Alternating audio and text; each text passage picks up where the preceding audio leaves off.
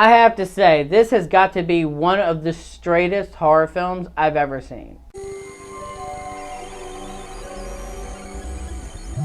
Now in The Conjuring, The Devil Made Me Do It, we follow our beloved Ed and Lorraine Warren. They are going off, taking case by case, doing whatever they can, and well, they stumble upon a case of good old Arnie, one that they thought that they had solved, but unfortunately, things got violent, and Arnie ended up doing something bad, like murder, and well, he pleads the devil made him do it. So this is the first time, in a sense, demonic possession is brought into the courtroom, and Ed and Lorraine Warren, well, they're having to cover their asses. Now, I have to say, I'm a massive fan of the Conjuring universe. I love these movies. To me, the Conjuring universe is textbook examples of how to make mainstream horror films that are accessible to everyone. They're easy to digest, they're fun, they're scary. They're also great gateway horror films if you're ready to move into a little bit more intense scares. To me, I'm just a massive fan of these films, and I particularly love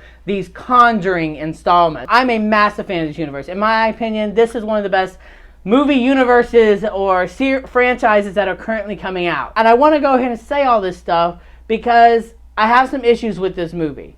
But ultimately, I do still really like this movie because what I liked really does outweigh the negatives. And what I love about this movie is what I love about 1 and 2, and that is Ed and Lorraine Warren. Look, I'm a massive fan of the real life Ed and Lorraine Warren and the film version. And the fact that this movie really dives into their relationship and actually takes the scares and puts them on a little bit of a back burner and allows their relationship to take front and center is not going to work for everyone. And at times, yes, I wish the movie was a little bit more scarier. But when we were focusing on their love, I can't help but say that my heart wasn't full. Vera Farmiga and Patrick Wilson have made these characters, in my opinion, so lively because they have given them such an identity that you can't help but root for them, whether you believe in this stuff or not. The first time in a while I would have been like, I wish it was longer. This movie's like close to 2 hours, and I would have watched 20 more minutes dealing with the more court proceedings because the trailers and the marketing kind of lead to that being a very main focus of the film, and that is maybe 5% of this movie.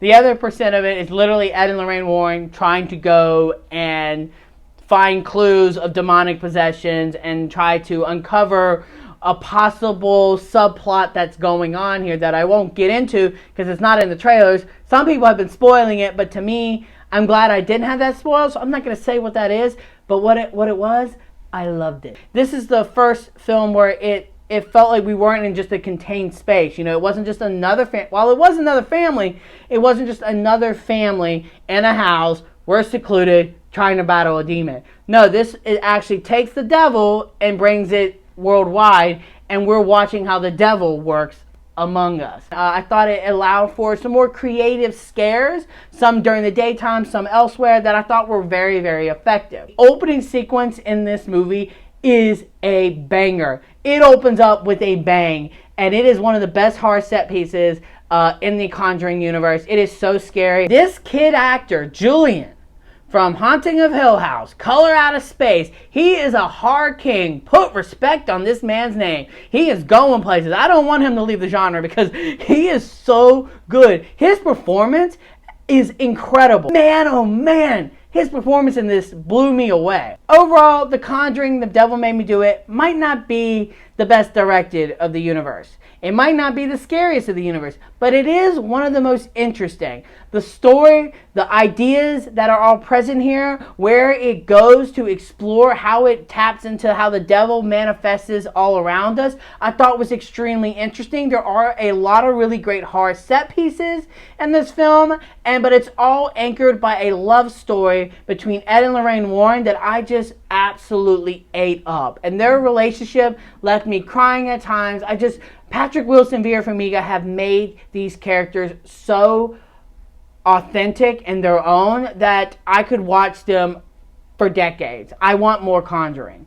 as the score goes, I'm going to give The Conjuring, The Devil Made Me Do It, a 4 out of 5. I feel like that's a little bit higher compared to some, but I really dug this film. I dug it. It's not perfect, it's not flawless, but to my opinion, when you compare these Conjuring films to a lot of other mainstream horror films, no one's doing it like these films are doing it. So let me know in the comment section below what you think The Devil Made Me Do It. And until next time, I'm the Slasher Movier, and you guys have just been slashed.